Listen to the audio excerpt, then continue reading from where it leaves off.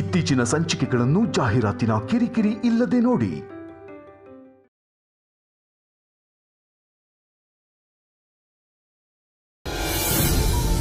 ಯಾವುದೇ ಭಾಗ್ಯನ ಕಳ್ಕೊಂಡ್ರು ತಿರುಗಿ ಮತ್ತೆ ಸಂಪಾದನೆ ಮಾಡ್ಬೋದು. ಆದ್ರೆ ಆರೋಗ್ಯನ ಕಳ್ಕೊಂಡ್ರೆ ಜೀವನದಲ್ಲಿ ಮತ್ತೆ ಸಂಪಾದನೆ ಮಾಡೋದಕ್ಕಾಗಲ್ಲ. ಅದಕ್ಕೆ ಆರೋಗ್ಯನೇ ಮಹಾಭಾಗ್ಯ ಅಂತಂದ್ರು. ಅದಕ್ಕೆ ಇನ್ನು ಮುಂದೆ ಯಾವಾಗಲೇ ಆದ್ರೂ ಸರಿ, ನಿನಗೆ ಸ್ವಲ್ಪ ಹುಷಾರಿಲ್ಲ ಅಂತಂದ್ರು, ಸ್ವಲ್ಪ ಕಷ್ಟ ಅಂತ ಅನ್ಸಿದ್ರು, ನೆಗ್ಲೆಕ್ಟ್ ಮಾತ್ರ ಮಾಡಬೇಡ. ಹಾಸ್ಪಿಟ್ಲು ಟ್ಯಾಬ್ಲೆಟ್ಟು ಬೇಡ ಅಂತ ಹೇಳಿ ಸುಮ್ಮನೆ ಇರಬೇಡ. ಅದಕ್ಕೆ ಬೇಕಾಗೋ ಟ್ಯಾಬ್ಲೆಟ್ನ ತಗೊಂಡು 1 ಗಂಟೆ ರೆಸ್ಟ್ ತಗೊಂಡ್ರೆ ಸಾಕು. ಆಮೇಲೆ ಎದ್ದು ನಿನ್ ಕೆಲಸನ ನೀನ್ ಮಾಡ್ಕೋಬಹುದು. ಹಾ ಆಯ್ತು, ಇನ್ ಮುಂದೆ ಹಾಗೆ ಮಾಡ್ತೀನಿ. Good, very good. ಬರ್ತೀನಮ್ಮ.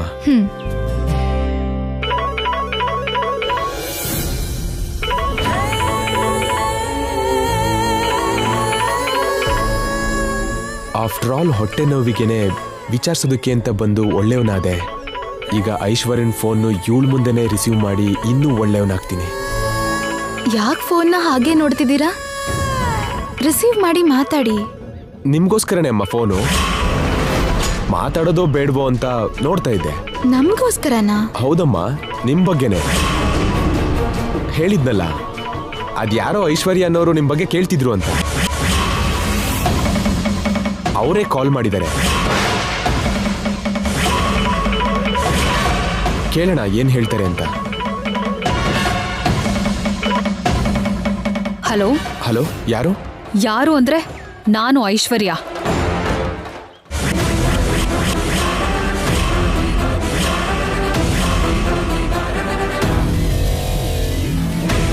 ಐಶ್ವರ್ಯ ಅಂದ್ರೆ ಯಾರು? ನೆನ್ಪಾಗ್ತಿಲ್ವಾ? ನಾನ್ ನೆನ್ಪಾಗ್ತಿಲ್ವಾ? ಇಲ್ಲ ಮೇಡಮ್. ಒಂದ್ ಗಂಡ ಹೆಂಡತಿ ಫೋಟೋ ನಿನಗ್ ತೋರ್ಸಿ ಅವ್ರು ಎಲ್ಲೇ ಕಾಣಿಸಿದ್ರು ನನ್ಗೆ ಹೇಳು ಅಂತ ಹೇಳಿದ್ದೆ. ಅದಕ್ಕೆ ನಿನಗೆ ಎಷ್ಟು ಬೇಕೋ ಅಷ್ಟು ದುಡ್ಡು ಕೊಡ್ತೀನಿ ಅಂತ ಹೇಳಿದ್ದೆ ಅಲ್ವಾ?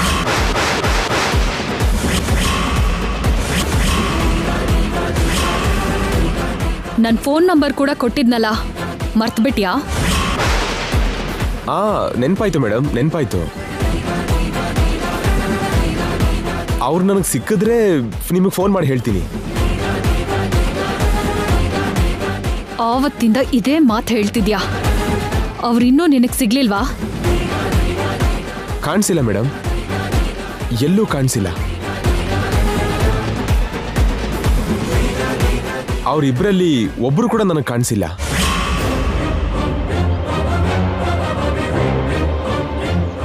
ಅವರಲ್ಲಿ ಯಾರೊಬ್ರು ಕಾಣಿಸಿದ್ರು ನಾನು ತಕ್ಷಣ ನಿಮಗೆ ಕಾಲ್ ಮಾಡಿ ಹೇಳ್ತೀನಿ ಮೇಡಮ್. ಓಕೆ, ಸಿಕ್ಕಿದ್ರೆ ಫೋನ್ ಮಾಡಿ ಹೇಳು.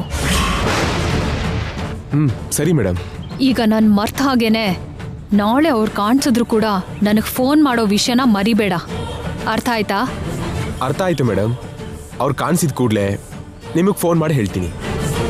ಇಡ್ತೀನಿ ಮೇಡಮ್. ಓಕೆ.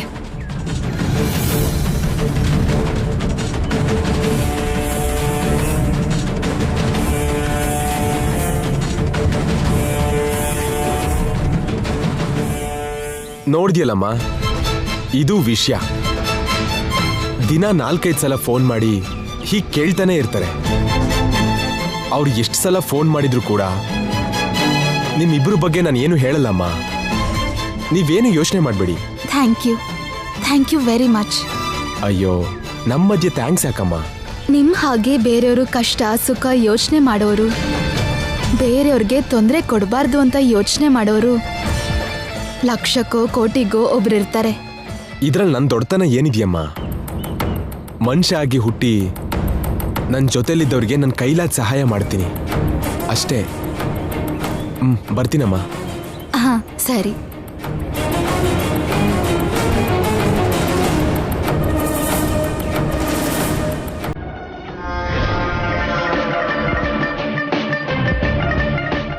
ಹುಡುಗಿ, ನಾನು ಒಳ್ಳೆಯವನಾಗಿ ಬಿಲ್ಡಪ್ ಕೊಡೋದಕ್ಕೆ ನಿನ್ ಮುಂದೆ ಅವಳ ಜೊತೆ ಫೋನಲ್ಲಿ ಮಾತಾಡಿದ್ದು.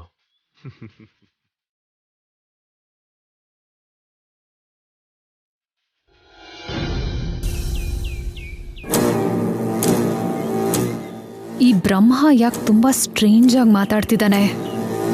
ಅವ್ನ್ ಕೇಳದಷ್ಟು ದುಡ್ಡು ಕೊಡ್ತೀನಿ ಅಂದ್ರೂ ಕೂಡ ಹೀಗ್ ಬಿಹೇವ್ ಮಾಡ್ತಿದ್ದಾನಲ್ಲ. ಅವ್ನ್ ಎಷ್ಟು ಕೇಳ್ತಾನೋ ಅಷ್ಟು ಕೊಟ್ಟು ಶ್ಯಾಮನ್ ಫೋನ್ ತಗೊಳ್ಳೋವರೆಗೂ ನನಗ್ ನೆಮ್ಮದಿ ಇರಲ್ಲ. ಚಿಕ್ಕಮ್ಮ ಏನೋ ಶ್ಯಾಮ ಚಿಕ್ಕಮ್ಮ ಹಾಡಿರೋ ಹಾಡಿಗೆ ಎಷ್ಟು ವ್ಯೂಸ್ ಬಂದಿದೆ ಗೊತ್ತಾ? ಶ್ಯಾಮ ಚಿಕ್ಕಿ ಹಾಡಿಗೆ ವ್ಯೂಸ್ ಏನೋ? ಸೋಷಿಯಲ್ ಮೀಡಿಯಾದಲ್ಲಿ ಶ್ಯಾಮ ಚಿಕ್ಕಮ್ಮ ಹಾಡಿರೋ ಹಾಡು ಟ್ರೆಂಡಿಂಗ್ ಅಲ್ಲಿದೆ. ನೋಡಿಲ್ವಾ ನೀನು? ನೋಡಿಲ್ಲ. ತಗೋ ನೋಡು.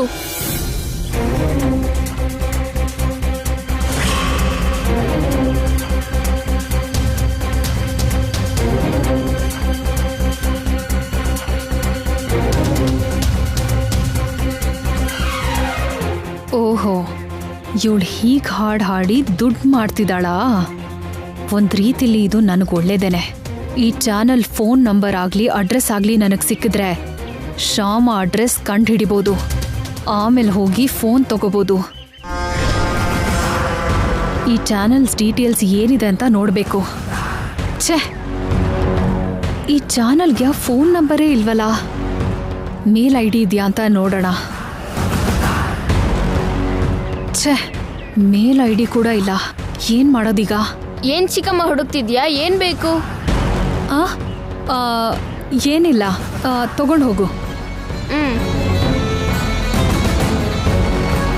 ಹೇಗೆ ಆ ಚಾನಲ್ ಅಡ್ರೆಸ್ ಹೇಗೆ ಕಂಡುಹಿಡೀಲಿ?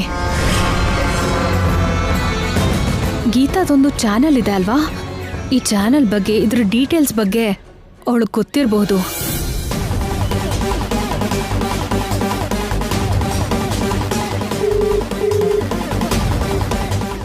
ಹಲೋ ಗೀತಾ,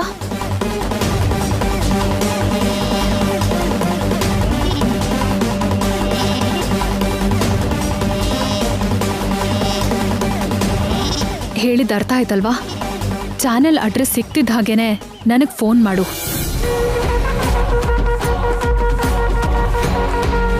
ಶ್ಯಾಮ, ನಿನ್ನ ಸುಮ್ಮನೆ ಬಿಡಲ್ಲ. ನೀನ್ ಎಲ್ಲಿದ್ಯೋ ತಿಳ್ಕೊತೀನಿ. ನಿನ್ನ ಹತ್ರ ಇರೋ ಆ ಫೋನ್ನ ತಗೋತೀನಿ.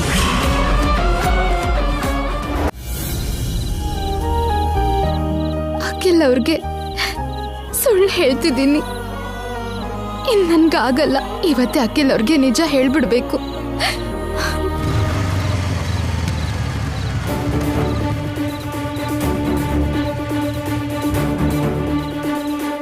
ಮೆಡಿಕಲ್ ಶಾಪಲ್ಲಿ ಟ್ಯಾಬ್ಲೆಟ್ ತಗೊಂಡಿದ್ದ ವಿಷಯಕ್ಕೆ ಶ್ಯಾಮ ನನ್ನ ಹತ್ರ ಯಾಕೆ ಸುಳ್ಳು ಹೇಳ್ತಿದ್ದಾಳೋ, ನನ್ನ ಹತ್ರ ಯಾಕೆ ಸತ್ಯ ಮುಚ್ಚಿಡ್ತಿದ್ದಾಳೋ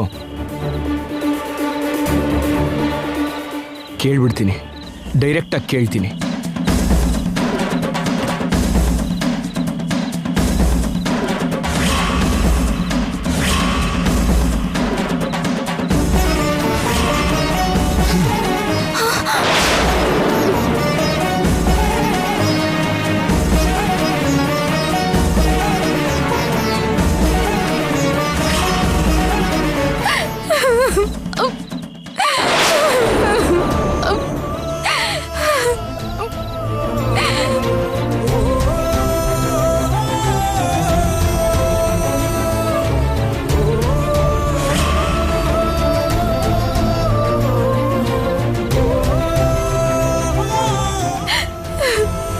ಏನ್ ಶ್ಯಾಮ, ಏನಾಯ್ತು?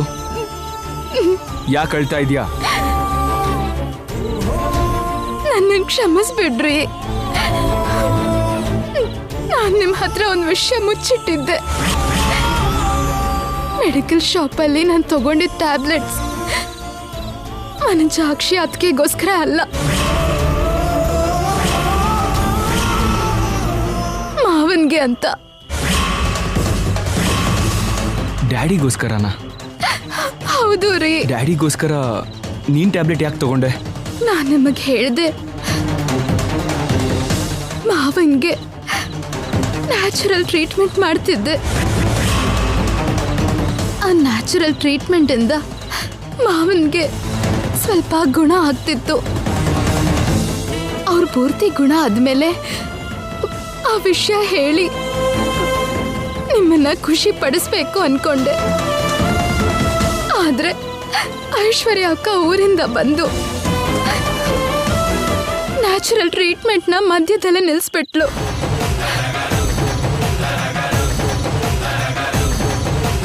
ಆದರೆ ನಾವು ಟ್ಯಾಬ್ಲೆಟ್ ಕೊಟ್ಮೇಲೆ ಮತ್ತೆ ಕಾಲು ಕೈಗಳು ಬಿಗಿ ಆಗ್ತಾ ಇದೆ.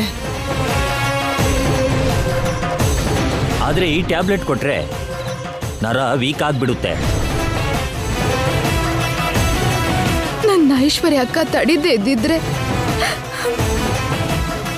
ಮಾವ ಬೇಗ ಎದ್ದು ಓಡಾಡ್ತಿದ್ರು. ಮಾವ ಗುಣ ಆಗೋದು ಐಶ್ವರ್ಯ ಅಕ್ಕಂಗೆ ಇಷ್ಟ ಇಲ್ವೇನೋ ಅಂತ ನನ್ನ ಅನುಮಾನ. ಡಾಕ್ಟರ್ ಪ್ರಿಸ್ಕ್ರಿಪ್ಷನ್ ಅಲ್ಲಿ ಬರೆದಿರೋ ಟ್ಯಾಬ್ಲೆಟ್ಸ್ ಕೂಡ ಅವಳ ಮಾವನ್ಗೆ ಕರೆಕ್ಟಾಗಿ ಕೊಡ್ತಿಲ್ಲ ಅಂತ ನಂಗೆ ಅನುಮಾನ ಬಂತು ರೀ. ಅದಕ್ಕೆ ಆ ಟ್ಯಾಬ್ಲೆಟ್ಸ್ ಆ ಪ್ರಿಸ್ಕ್ರಿಪ್ಷನ್ನ ತಗೊಂಡು ಮೆಡಿಕಲ್ ಶಾಪಲ್ಲಿ ಕೇಳಿದೆ. ಆಮೇಲೆ ಡಾಕ್ಟರ್ ಬರ್ಕೊಟ್ಟಿರೋ ಟ್ಯಾಬ್ಲೆಟ್ಸ್ ತಗೊಂಡು ಅತ್ತೆಗೆ ಕೊಟ್ಟು ಬಂದೆ. ಆದ್ರೆ ಆ ಟ್ಯಾಬ್ಲೆಟ್ ಕರೆಕ್ಟಾಗಿ ಕೊಡ್ತಿದ್ದಾರೋ ಇಲ್ವೋ ಅಂತ ನಂಗೆ ಅನುಮಾನ ಬರ್ತಿದೆ. ಐಶ್ವರ್ಯ ಅಕ್ಕ ಮತ್ತೆ ಆ ಟ್ಯಾಬ್ಲೆಟ್ಸ್ ಬದಲಾಯಿಸ್ಬಿಡ್ತಾಳೆ ಅಂತ ಭಯ ಆಗ್ತಿದೆ ರೀ.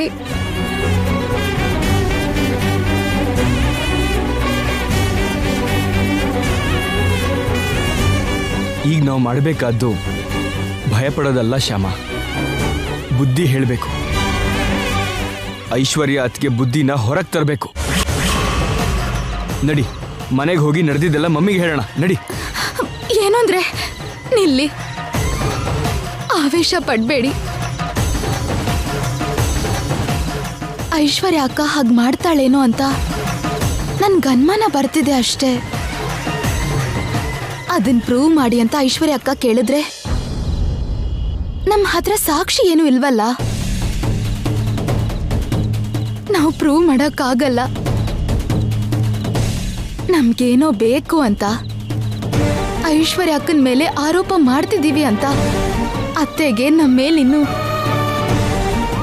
ಕೋಪ ಬರೋ ಹಾಗೆ ಮಾಡ್ತಾಳೆ ಐಶ್ವರ್ಯ ಅಕ್ಕ. ಹಾಗಾದ್ರೆ ನಾವ್ ಇವಾಗ ಏನ್ ಮಾಡೋದು ಶ್ಯಾಮ? ಡ್ಯಾಡಿನ ಹೇಗೆ ಕಾಪಾಡ್ಕೊಳ್ಳೋದು?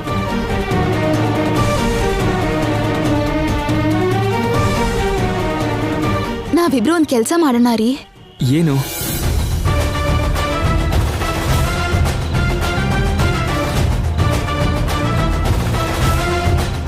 ಕರೆಕ್ಟ್ ಶ್ಯಾಮ, ನಾಳೆ ಬೆಳಗ್ಗೆನೆ ಹೋಗಿ ಡಾಕ್ಟರ್ನ ನೋಡೋಣ. ಹಾಗೆ ಮಾಡೋಣ. ಶ್ಯಾಮ, ಸಾರಿ, ಆತರ ಪಟ್ಟು. ಪರವಾಗಿಲ್ಲ ಬಿಡ್ರಿ.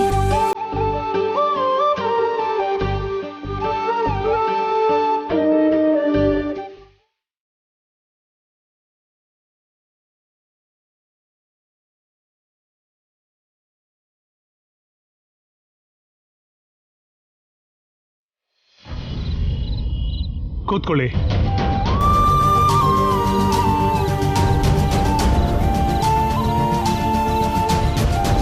ನಿಮ್ ತಂದೆನ ಕರ್ಕೊಂಡು ಬಂದ್ರಾ? ಇಲ್ಲ ಡಾಕ್ಟರ್, ನಿಮ್ಮ ಹತ್ರ ಮಾತಾಡೋಣ ಅಂತ ಬಂದ್ವಿ. ಹೇಳಿ. ಫಸ್ಟ್ ಟೈಮ್ ನೀವು ಡ್ಯಾಡಿಗೆ ಬರ್ಕೊಟ್ಟು ಟ್ಯಾಬ್ಲೆಟ್ಸ್ ಮೊದಲು ಚೆನ್ನಾಗಿ ಕೆಲಸ ಮಾಡ್ತು, ಆಮೇಲೆ ಹೋಗ್ತಾ ಹೋಗ್ತಾ ಅದು ಕೆಲಸನೇ ಮಾಡಲಿಲ್ಲ. ಹೌದಂತೆ, ನಿಮ್ಮ ತಾಯಿ ಹೇಳಿದ್ರು. ಅದಕ್ಕೆ ಮೊನ್ನೆ ಬಂದಾಗ ನಾನು ಬೇರೆ ಟ್ಯಾಬ್ಲೆಟ್ಸ್ ಬರ್ಕೊಟ್ಟೆ. ಅದನ್ನ ಇನ್ನೊಂದು ವಾರ ಕೊಟ್ಟು ನೋಡೋಣ ರಿಸಲ್ಟ್ ಹೇಗಿರುತ್ತೋ.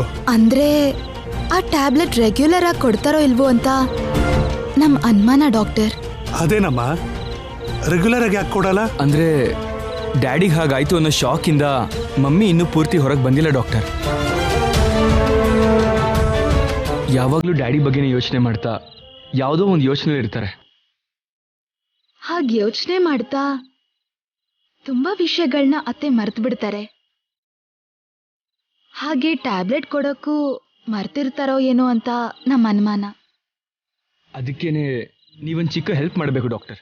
ಹೇಳಿ ಅಖಿಲ್ ಅವ್ರೆ. ನೀವೊಂದ್ಸಲ ನಮ್ಮ ಮನೆಗೆ ಹೋಗಿ ಮೆಡಿಸಿನ್ ಕರೆಕ್ಟಾಗಿ ಕೊಡ್ತಿದಾರಾ ಇಲ್ವಾ ಅಂತ ನೋಡಬೇಕು. ಸರಿ ಅಖಿಲ್ ಅವ್ರೆ, ನಾನು ಹೋಗ್ತೀನಿ. Thank you doctor. ಯಾವಾಗ ಹೋಗ್ತೀರಾ? ಸಾಧ್ಯ ಆದ್ರೆ ಇವತ್ತೇ ಹೋಗ್ತೀರಾ? ಇವತ್ತಲ್ಲಮ್ಮ, ಈಗಲೇ ಹೋಗಿ ಬರ್ತೀನಿ. Thank you doctor. ಇನ್ನು ನಾನು ನೋಡ್ಬೇಕಾದ ಪೇಷಂಟ್ಸ್ ಯಾರೂ ಇಲ್ಲ, ನಾನು ಹೋಗಿ ನೋಡಿ ಬರ್ತೀನಿ. Thank you doctor, thank you very much.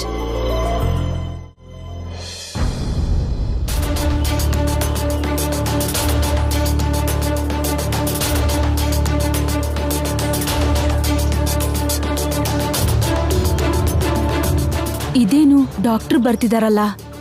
ಐಶ್ವರ್ಯ, ಏನತ್ತೆ? ಡಾಕ್ಟರ್ ಬರ್ತಿದ್ದಾರೆ. ನೀನೇನಾದ್ರೂ ಬನ್ನಿ ಅಂತ ಕರೆದಿದ್ಯಾ? ಇಲ್ಲ ಅತ್ತೆ, ವೈದೇಹಿ ಅಕ್ಕ ಫೋನ್ ಮಾಡಿರ್ಬೋದೇನೋ.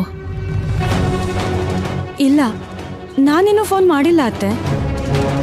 ಮತ್ತೆ ಡಾಕ್ಟರ್ ಯಾಕೆ ಬರ್ತಿದ್ದಾರೆ?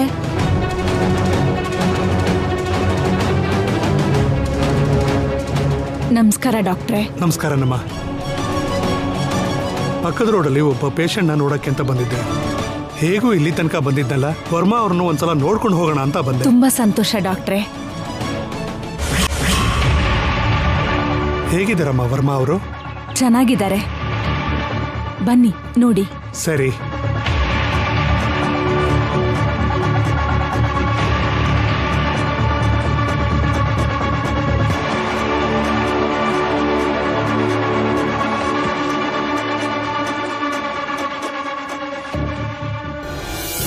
ಉಸಿರಾಡಕ್ಕೂ ಆಗದೆ ಇರೋಷ್ಟು ಬ್ಯುಸಿ ಆಗಿರೋ ಈ ಡಾಕ್ಟರ್ ಅಪಾಯಿಂಟ್ಮೆಂಟ್ ಸಿಗಕ್ಕೂ ಕಷ್ಟ ಪಡ್ಬೇಕಾದ್ರೆ ಅವರಷ್ಟಕ್ಕವ್ರೆ ಮಾವನ್ ನೋಡಕ್ ಯಾಕೆ ಬಂದ್ರು?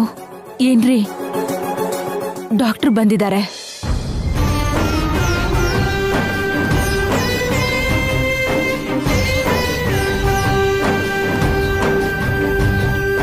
ಆ ಡಾಕ್ಟರ್ನ ಗುರ್ತಿಡ್ದಿದ್ದೀರಾ?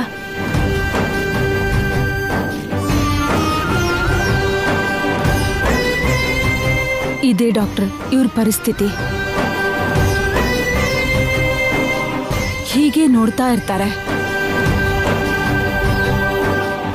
ಕಣ್ಮುಂದೆ ಕಾಣಿಸ್ತಿರೋದು, ನಾವು ಹೇಳೋದು ಅವರಿಗೆ ಅರ್ಥ ಆಗತ್ತೋ ಇಲ್ವೋ ಗೊತ್ತಿಲ್ಲ.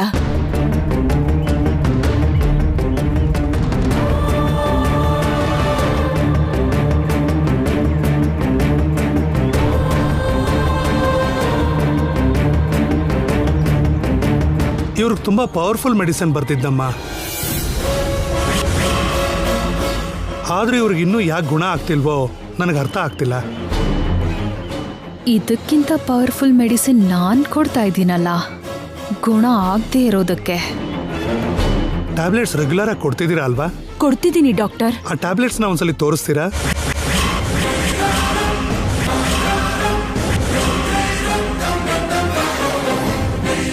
ಆ ಟ್ಯಾಬ್ಲೆಟ್ಸ್ ಖಾಲಿ ಆಯ್ತು ಡಾಕ್ಟರ್. ಮತ್ತೆ ನೀವು ಬೇರೆ ಟ್ಯಾಬ್ಲೆಟ್ಸ್ ಕೊಟ್ರಲ್ಲ, ಅದು ಮಾತ್ರ ನೀವು ಯಾವ ಕಂಪನಿ ಟ್ಯಾಬ್ಲೆಟ್ಸ್ ಬರ್ದಿದ್ದೀರೋ ಅದನ್ನೇ ಕೊಟ್ಟಿದ್ದೀವಿ ಡಾಕ್ಟರ್. ಹೌದಾ? ಆ ಟ್ಯಾಬ್ಲೆಟ್ಸ್ ಒಂದ್ಸಲ ತಗೊಂಡ್ ಬನ್ನಿ. ಸರಿ, ತರ್ತೀನಿ. ಅಕ್ಕ, ಆ ಟ್ಯಾಬ್ಲೆಟ್ಸ್ ನಾನು ತರ್ತೀನಿ, ನೀನು ಡಾಕ್ಟರ್ಗೆ ಕಾಫಿ ತಗೊಂಡ್ ಬಾ. ಸರಿ.